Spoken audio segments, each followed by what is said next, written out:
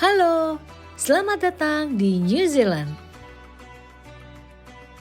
New Zealand atau Selandia Baru adalah negara kepulauan yang terletak di sebelah tenggara benua Australia yang terkenal dengan pemandangan alamnya yang indah, negara yang aman, dan penduduk lokal yang terkenal ramah. Halo sahabat RTV, kembali lagi di Lensa Ramadan. Kali ini saya Dian akan mengajak kalian semua untuk melihat atau mengunjungi salah satu masjid yang berada di kota paling selatan di Selandia Baru atau New Zealand, yaitu Invercargill. Dan masjid ini juga merupakan salah satu atau satu-satunya masjid yang berada di paling selatan di dunia. Kota Invercargill merupakan kota yang berada di paling selatan New Zealand yang dekat dengan lingkar Antartika. Gak heran kalau suhu rata-rata di wilayah selatan New Zealand antara 10 sampai 15 derajat Celcius. Dari data sensus 2020, jumlah populasi di Invercargill sekitar 57.000 jiwa dan hanya kisaran ribuan orang merupakan umat muslim. Sahabat RTV, sekarang saya sudah sampai di salah satu masjid di Invercargill. Jadi masjid ini adalah masjid paling selatan di dunia. Dan masjidnya tetap berada di komplek perumahan. Jadi tidak seperti bangunan besar, dia bentuknya sederhana.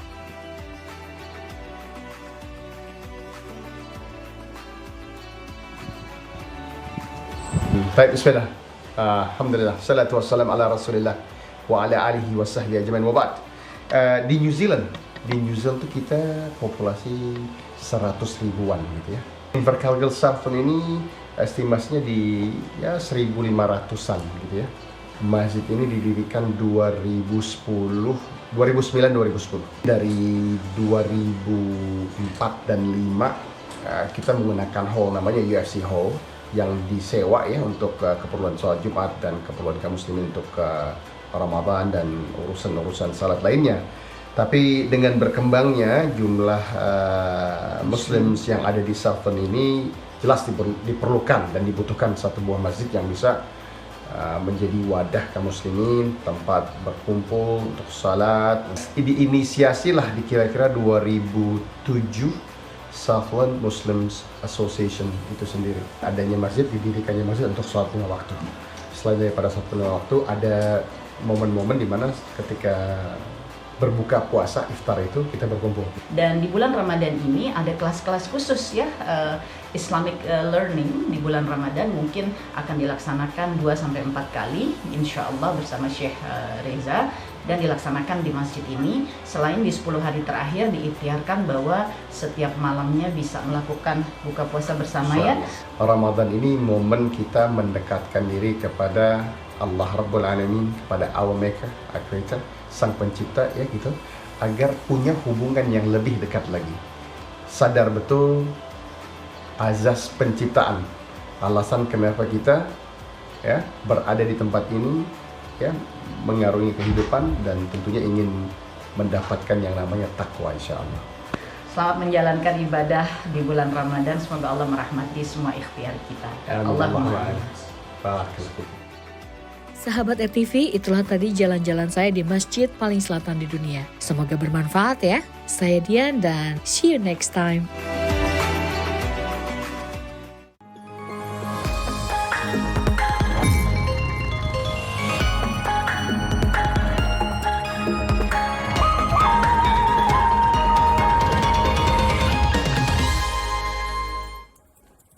Halo, selamat pagi Doni. Halo, selamat pagi Retno, dan selamat pagi sahabat RTV. Sudah memasuki hari kedua puasa, udah pada sahur dong ya. Betul, dan semoga semakin lancar ya, karena kemarin sudah kita lewati bulan puasa. Pastinya sebelum beraktivitas apapun itu, kami sudah merangkum sejumlah informasi untuk kamu. Langsung saja kita jelang Lensa Indonesia Pagi selengkapnya. Saya Retno Ayu. Dan saya Doni Hermatra, inilah Lensa Indonesia Pagi selengkapnya untuk kamu.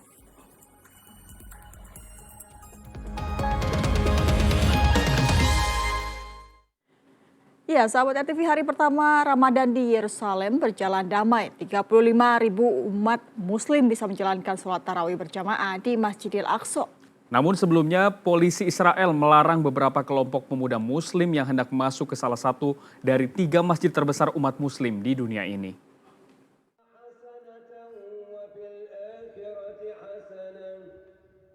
Sekitar 35.000 umat muslim yang ada di Yerusalem memadati kawasan sekitar Masjidil Aqsa untuk melaksanakan sholat tarawih berjamaah pada Senin malam. Namun sholat berjamaah ini didominasi orang tua, anak-anak, dan perempuan. Pasalnya masih ada pembatasan dari Israel untuk pemuda Palestina bisa masuk ke dalam salah satu masjid besar umat Islam dunia ini. Sebelum sholat tarawih, polisi Israel sempat melarang beberapa kelompok pemuda Islam Palestina untuk masuk ke dalam kawasan Masjidil Aqsa terkait pembatasan akses selama Ramadan. Padahal menurut otoritas Palestina, kasus pembatasan akses umat Islam ke dalam Masjidil Aqsa pada tahun lalu yang membuat konflik antara polisi Israel dan pemuda Islam terjadi. Tahun ini Israel tidak mengawasi kegiatan di Masjidil Aqsa secara ketat selama Ramadan, namun pembatasan masuk bagi anak muda Islam tetap dibatasi.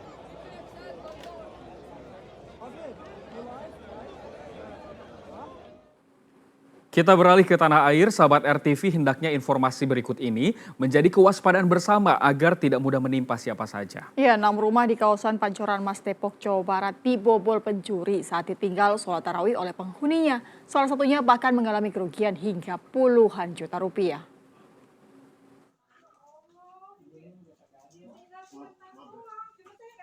Aksi pencurian terjadi di 6 rumah warga Cagar Alam, Pancoran Mas Depok, Jawa Barat.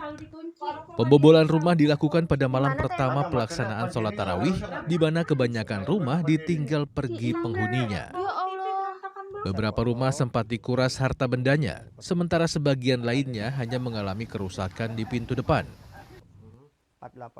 Sebagaimana yang dialami Ridwan, seorang guru madrasah ibtidaiyah di Depok ini. Padahal Ridwan mengaku sudah mengunci semua pintu dan memasang gembok pada pagar. Namun ia tetap kehilangan laptop berisi materi dan dokumen penting terkait pekerjaannya. Selain itu, uang tunai 6 juta, 1 laptop lainnya, notebook, serta jam tangan juga raib dengan total kerugian mencapai puluhan juta rupiah. Kurang lebih pukul 21.15, kurang lebih saya mendapati rumah kami ini pagar depan sudah terbuka dengan gembok hilang dan slotnya itu udah copot. Ya, ditaruh di sebelah rak sepatu. Kemudian kami ngelihat dan anak kami yang pertama itu Pakih melihat pintu sudah agak terbuka gitu kan. Ya, sekitar hampir 20 juta lebih lah. Peristiwa itu langsung ia laporkan ke pengurus lingkungan dan pihak kepolisian. Polisi sendiri minta seluruh korban yang diketahui tak melengkapi rumahnya dengan kamera pengawas untuk segera melapor agar bisa diselidiki lebih lanjut. Dari Depok, Jawa Barat, Fahri Ali, RTV. Ya, sahabat RTV, buat kamu yang udah gak sabar nih untuk berbelanja baju lebaran, kini Pasar Tanah Abang punya daya tarik baru, sahabat RTV. Nah, mengadaptasi gaya berbelanja di Thailand, kini hadir area baru dengan ragam pilihan busana kekinian yang bisa menjadi surga bagi para penikmat belanja. Bulan Ramadan menjadi berkah tersendiri bagi para pedagang pasar Tanah Abang, khususnya para pedagang yang ada di area baru bernama Little Bangkok. Terletak di Pasar Metro Tanah Abang, para pengunjung di hari pertama puasa kemarin jumlahnya meningkat hingga 10%. Berbeda dengan Pasar Tanah Abang pada umumnya yang hanya menjual secara grosiran, di Little Bangkok sejumlah produk dijual eceran. Jadi memang Little Bangkok ini sejak kita buka di 15 Januari yang lalu, alhamdulillah ramai terus, meriah terus setiap hari. Pengunjungnya happy, pedagangnya happy. Model berbelanja yang sangat digemari di tahun-tahun terakhir ini di Bangkok sana. Di mana di Bangkok itu para just tipper juga dengan sangat leluasanya keluar masuk toko, para reseller, live shopping dari area. Nah ini pola berbelanja yang di Bangkok yang diminatin orang itu yang kita bawa ke Little Bangkok. Kebanyakan pengunjung sudah mulai mengincar busana untuk berlebaran loh sahabat. Salah satunya Bila yang tengah mengisi libur kuliah dengan sengaja datang jauh-jauh dari Jambi. Kebetulan liburkan awal kuliah buat puasa. Nah, kenapa memilih beli bajunya di Pasar Tanah Abang nih? Kan banyak mall nih. Iya, kenapa? Juga, kemudian juga bisa diajukan. Istimewanya lagi, para pedagang juga menyiapkan diskon khusus selama bulan Ramadan ini. Tapi perhatikan juga jam bukanya ya sahabat, karena sedikit berbeda dengan hari biasa. Nah kebetulan untuk di bulan Ramadan ini kita buka dari hari Senin sampai hari Minggu. Buka jam 8 pagi sampai jam 6 sore.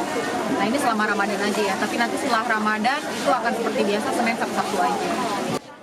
Little Bangkok yang ada di Metro Tanah Abang ini buka dari jam 8 pagi hingga jam 4 sore. Namun pengelola juga akan menambah jam buka jika masih banyak pengunjung yang datang. Dari Jakarta, Andrianus, RTV. Kita beralih ke informasi seputar pemilu. Rapat pleno rekapitulasi tingkat Provinsi Maluku Utara yang berlangsung di Ternate ricuh. Kericuhan terjadi antara anggota KPU dan Bawaslu Maluku Utara karena KPU mengesahkan rekapitulasi padahal masih ada selisih perolehan suara dan keberatan dari parpol.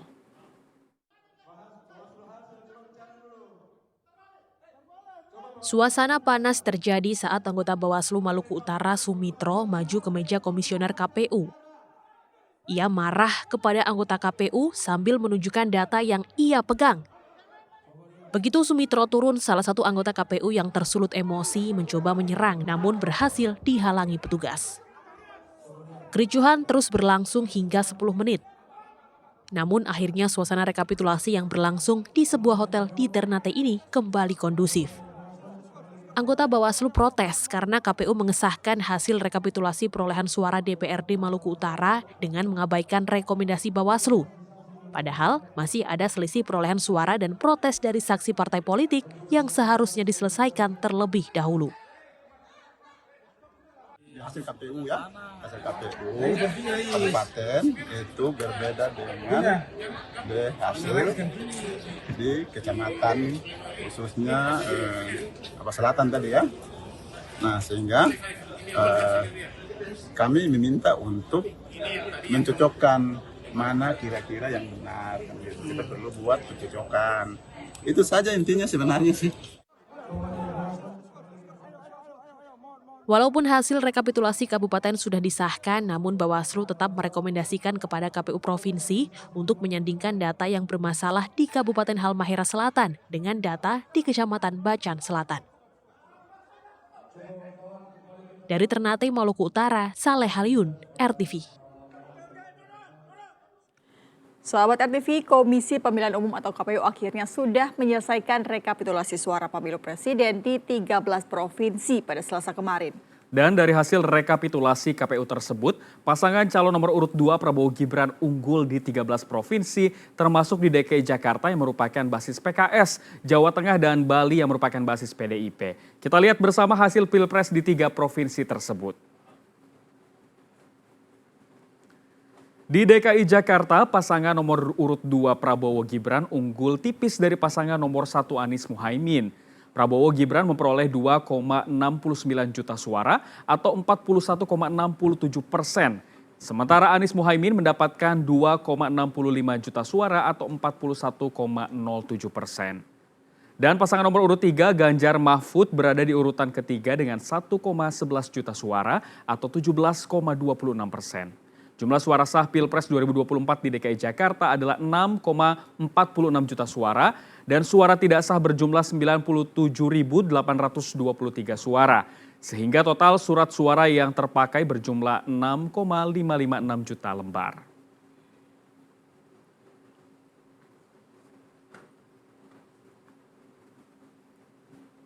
Lalu di Jawa Tengah yang merupakan basis suara PDI Perjuangan yang mendukung pasangan Ganjar Mahfud justru tidak unggul dalam perolehan suara.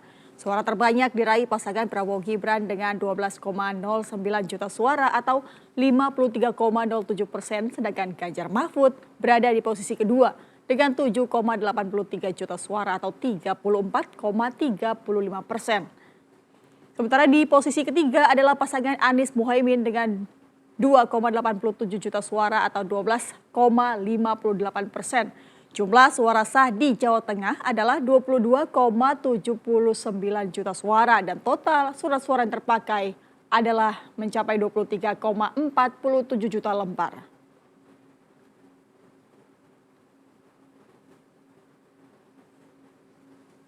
Demikian pula yang terjadi di Bali. Pasangan Ganjar Mahfud tak unggul dalam perolehan suara Pilpres di Bali yang merupakan basis massa dari PDIP. Pasangan nomor 3 ini hanya berada di posisi kedua dengan 1,13 juta suara atau setara 42,04%. Pasangan Prabowo Gibran unggul di posisi pertama dengan 1,45 juta suara atau setara 54,26%.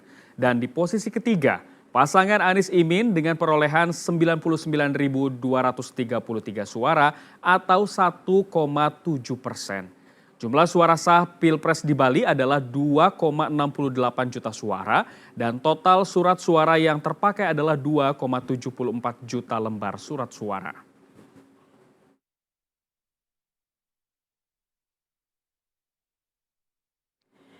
Kita ke informasi selanjutnya, sahabat RTV. Hujan deras yang mengguyur Kabupaten Bangkalan, Jawa Timur sejak Senin siang ini telah merendam sejumlah rumah dan memutus jalur transportasi antar kecamatan. Sementara warga di Kabupaten Pesisir Selatan Sumatera Barat mulai berbenah pasca banjir hebat yang melanda beberapa hari lalu. Namun warga mengeluhkan aliran listrik yang masih padam.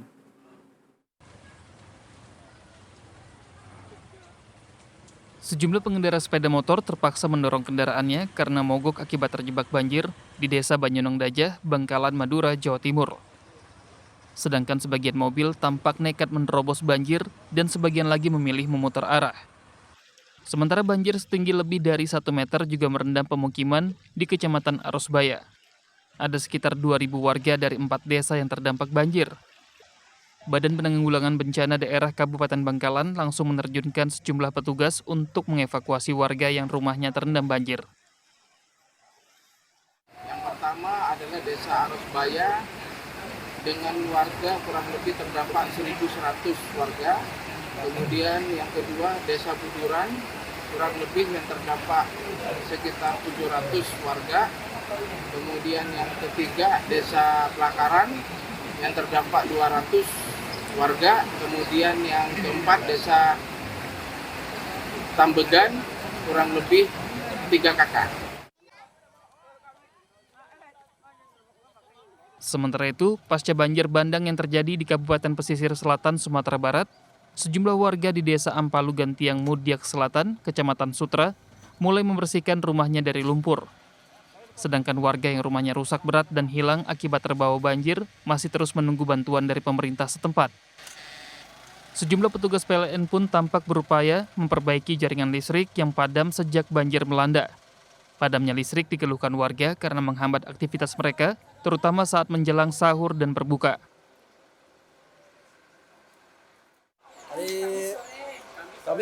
Kami sore listrik padam. Sampai sekarang belum nyala. Sebelumnya banjir setinggi 2 meter menenggelamkan 11 kecamatan di Kabupaten Pesisir Selatan, Sumatera Barat. Sedikitnya ada 4 rumah hanyut serta 21 rumah rusak berat dan sedang.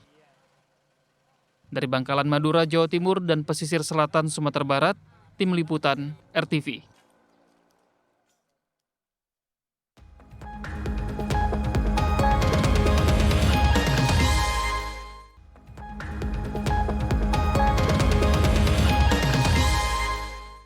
Dan informasi tadi mengakhiri jumpa kita di Lensa Indonesia pagi hari ini. Saya Doni Hermatra. Dan saya Retno Ayu, terima kasih atas kebersamaan kamu. Selamat pagi dan sampai jumpa.